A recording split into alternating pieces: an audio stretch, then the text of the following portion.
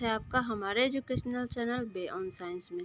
Friends, हम लोग पढ़ रहे हैं कक्षा 10 का विज्ञान का बुक, जिसमें फ्रेंड्स आज हम लोग पढ़ेंगे अध्याय 14 ऊर्जा के स्रोत। तो फ्रेंड्स, बहुत ही इंपॉर्टेंट चैप्टर है। इससे 5 से 10 नंबर तक के क्वेश्चन ऑब्जेक्टिव, शॉर्ट, लॉन्ग इस तरह से साइंस में पूछे जाते हैं। तो चलिए फ्रेंड्स, हम लोग अपना चैप्टर बिना किसी देर किए हुए शुरू करते हैं।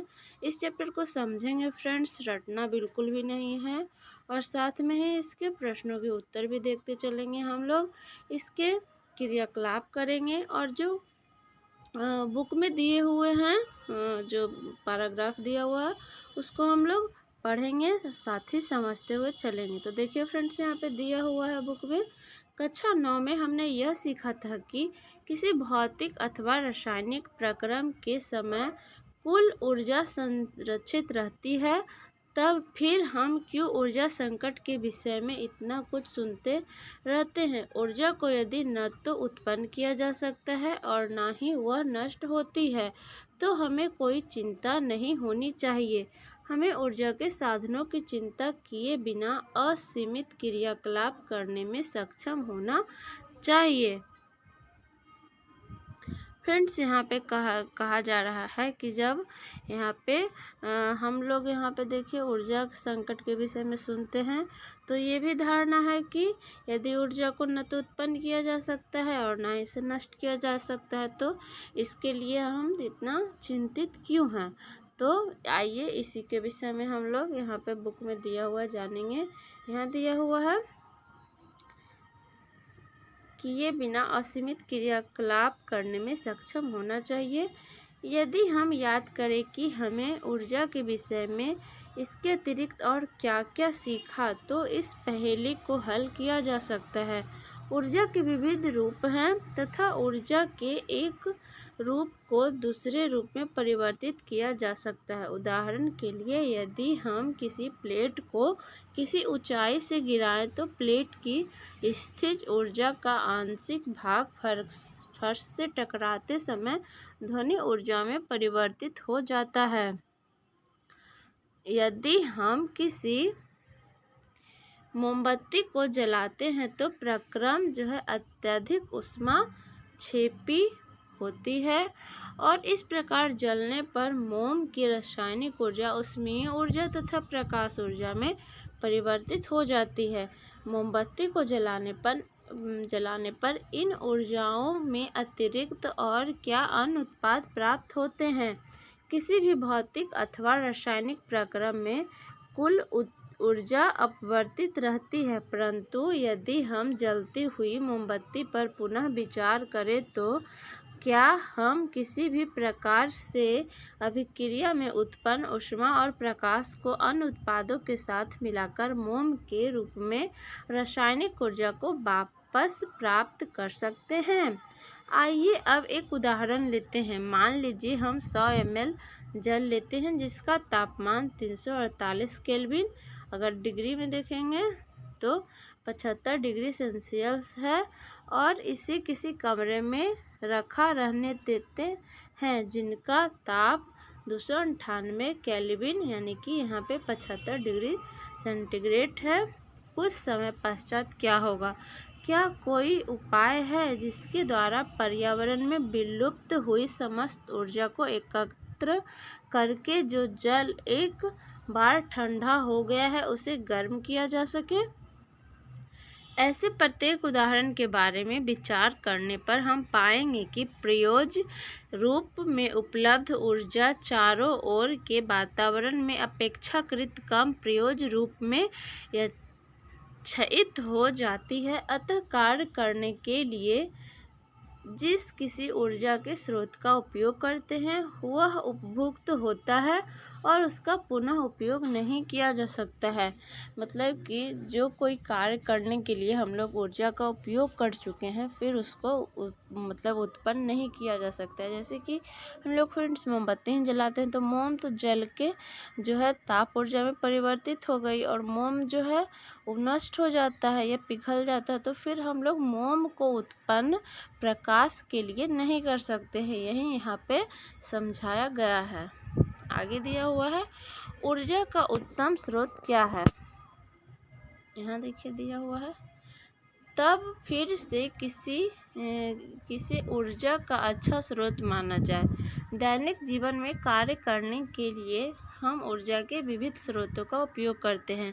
रेलगाड़ियों को चलाने में हम डीजल उपयोग करते हैं। सड़कों के लैंप को दीप्तिमान यानी कि जलाने में बनाने में विद्युत का उपयोग करते हैं। साइकिल से विद्यालय जाने में पेशियों की ऊर्जा का उपयोग किया जाता है, यानी कि जो हमारे शरीर में ताकत है उससे हम लोग साइकिल चलाते हैं।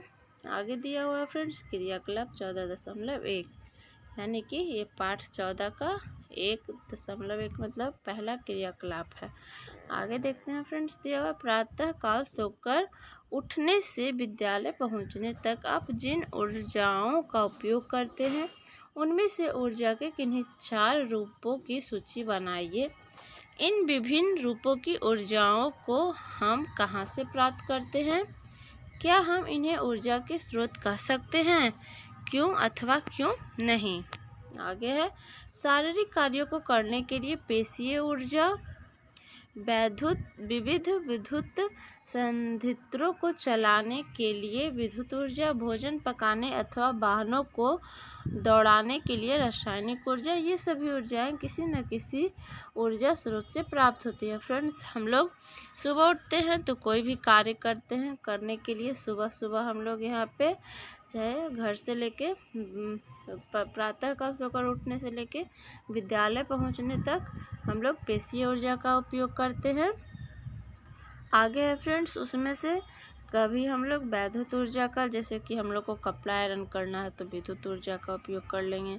संयंत्रों को चलाने के लिए कोई भी मशीन है तो विद्युत ऊर्जा का उपयोग कर लेंगे। भोजन पकाने अथवा वाहनों को दौड़ाने के लिए रासायनिक ऊर्जा का उपयोग कर लेंगे। तो ये सभी जो है ऊर्जाएं किसी न किसी ऊर्जा स्रोत से प्राप्त होती हैं। हमें यह जानना आवश्यक है कि ऊर्जा को उसके प्रयोज्य रूप में प्राप्त करने के लिए आवश्यक स्रोत का चयन किस प्रकार किया जाता है।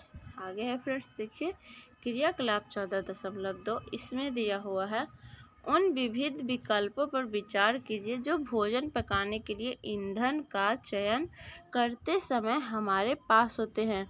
किसी ईंधन को अच्छे से ईंधन की श्रेणी में रखने का प्रयास करते समय आप किन मापदंडों पर विचार करेंगे?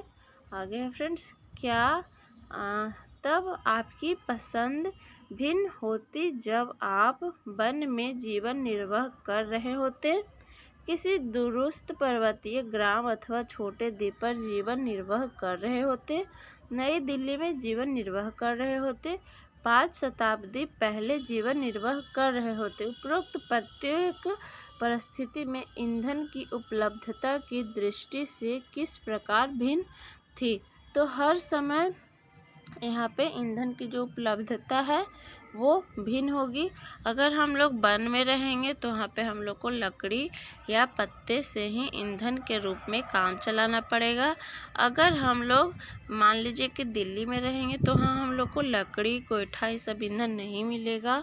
वहाँ पे हम लोग इलेक्ट्रिक से और गैस का ये सब का इस्तेमाल कर सकते हैं। तो हर परिस्थिति में हाँ ईंधन का जो है दृष्टिकोण बदल जाएगा। आगे दिया हुआ है फ्रेंड्स देखिए यहाँ पे दिया हुआ है उपरोक्त दोनों क्रियाकलापों को करने के पश्चात हमें यह ज्ञात होता है कि कुछ कार्यों को करने के लिए किसी विशेष ऊर्जा स्रोत अथवा ईंधन का चयन अनेक कार्यों पर निर्भर करता है।